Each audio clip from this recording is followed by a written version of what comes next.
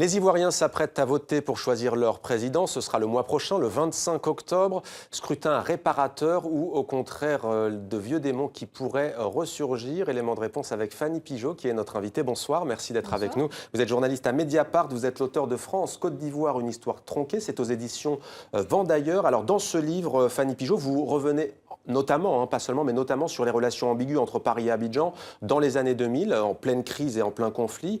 Pourquoi une histoire tronquée au juste ? Parce qu'en retraçant, en remontant l'histoire, en retraçant tous les faits qui se sont passés notamment en 2010-2011, 2010 c'était la dernière élection présidentielle qui a opposé Alassane Ouattara à Laurent Gbagbo, qui était le président sortant, et ça s'est très mal passé, puisqu'il y a une grave crise post-électorale, chacun revendiquant la victoire. Et donc, en retraçant les faits, je me suis rendu compte que ce qui s'était dit à l'époque, ce qui avait été raconté par les dirigeants occidentaux et aussi par les médias occidentaux, ce qui avait été dit ne correspondait pas à la réalité et que beaucoup de choses n'ont pas été racontées, beaucoup de choses ont été cachées même ou transformées. Et le point principal, c'est que cette élection de 2010, on a dit qu'elle s'était passée dans des conditions correctes. En réalité, non. Plus de la moitié du pays était encore sous contrôle des forces nouvelles, la rébellion, l'ex-rébellion. Il y a beaucoup d'éléments qui montraient que cette élection ne s'était absolument pas déroulée. Alors pour bien comprendre, ce que vous nous dites ce soir, c'est que bien entendu, une grande partie de la communauté internationale, dont la France, la communauté internationale, celle que l'on appelle ainsi, avait reconnu la victoire d'Alassane Ouattara. Le Conseil constitutionnel, vous le rappelez, ivoirien, avait lui déclaré la victoire de Laurent Gbagbo. Et vous parlez par exemple de cette question des droits de l'homme qui a été instrumentalisée, il me semble, par l'ONU. Qu'en est-il ?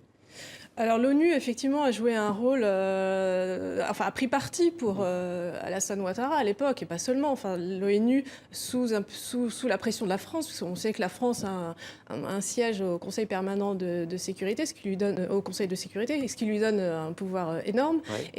Et donc oui, il y a un certain nombre de décisions qui ont été prises par l'ONU, notamment sur cette élection, puisque l'ONU avait un mandat de certification sur cette élection. Elle a pris parti très clairement. Alors vous démontez des idées reçues donc sur les causes de cette crise politique ivoirienne, notamment sur un moment clé de ce conflit. Il s'agit du bombardement de Bouaké, position militaire française, bombardée par des avions ivoiriens. En quoi est-ce selon vous un moment symptomatique des événements ? Alors, il faut rappeler qu'en 2004, le pays est coupé en deux depuis 2 ans, puisqu'il y a eu une tentative de coup d'État qui s'est transformée en rébellion et les rebelles donc, ont pris le contrôle de plus de la moitié du territoire. Et en 2004, l'armée ivoirienne tente de reprendre le contrôle de cette partie occupée par les rebelles. Et donc voilà, une opération militaire est décidée, lancée par Laurent Gbagbo, le président de l'époque, et elle dérape, quelque chose se passe, des avions ivoiriens bombardent effectivement une position où se trouve, enfin en tout cas un lieu où se trouvaient des soldats français. Ouais. À l'époque, on a accusé Laurent Gbagbo d'avoir voulu tuer des soldats français.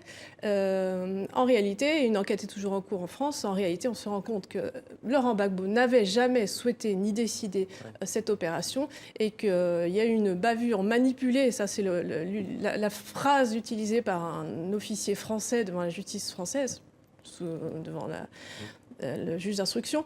Et aujourd'hui, il est évident qu'il faut chercher du côté des politiques, des militaires français, la réponse à cette question. Il y aurait eu une instrumentalisation. Alors Laurent Gbagbo, on le rappelle, est aujourd'hui poursuivi à la Cour pénale internationale, notamment pour crimes de guerre. On a beaucoup entendu parler d'ivoirité, de tensions ethniques dans ce conflit. Vous vous attardez aussi sur, comme dans de nombreuses guerres, dans de nombreux conflits, sur l'aspect économique des choses. Et les belligérants se disputent aussi ce gâteau.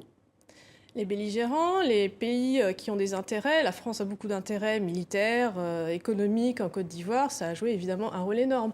La France n'a jamais quitté la Côte d'Ivoire en réalité, et donc elle y joue toujours un rôle important. Et le climat qui est encore, selon certaines sources, parfois tendu à l'approche de ces élections, comment le voyez-vous ce scrutin ? Selon vous, est-ce que le poids de ces événements peut encore ressurgir cette année ? Beaucoup de problèmes de l'époque se retrouvent aujourd'hui. En 2010, la commission électorale indépendante était largement composée de membres favorables à Alassane Ouattara. Ouais. Aujourd'hui, c'est toujours le cas. Et aujourd'hui, la Cour constitutionnelle est aussi contrôlée par quelqu'un, enfin l'ensemble quasiment des membres de la Cour constitutionnelle sont du camp politique de Ouattara. Et puis, il y a énormément de problèmes qui subsistent, des prisonniers politiques par centaines qui ne sont pas jugés depuis 2011, des réfugiés dans les pays alentours et Ouais. surtout La réconciliation nationale n'est pas encore là. Oui, et puis l'armée est aujourd'hui enfin, les chefs de l'armée sont Ouais. les anciens rebelles qui ont du sang sur les mains et Ouais. qui sont toujours, enfin, qui ont une impunité totale. L'impunité de aujourd'hui. leurs crimes. Fanny Pigeot, France-Côte d'Ivoire, une histoire tronquée. Vend d'ailleurs à lire absolument si vous voulez mieux comprendre la situation en Côte d'Ivoire. D'ailleurs, depuis même la mort de Félix Houphouët-Boigny, c'était en 1993. Merci à vous, Fanny Pigeot.